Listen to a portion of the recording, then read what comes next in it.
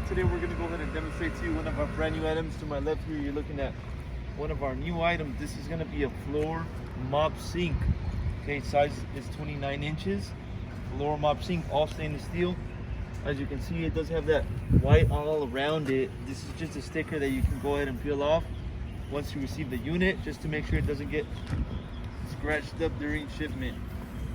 Okay, so I'm going to go ahead and start off by giving you the measurements, overall measurements, and then I'm going to measure the bowl for you as well. As I mentioned, 29 inches of the length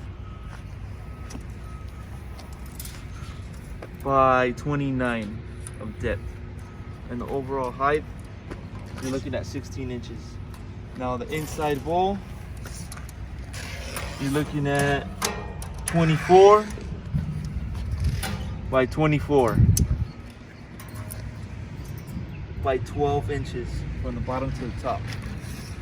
Okay, so you also have your pieces right here, NSF certified by the health department. Okay, so it's a pretty simple unit, floor mop sink, nothing to it, just all stainless steel, certified by the health department. We gave you the measurements for it as well. If you're interested in one of these units, go on our website, coolerdepot.usa.com.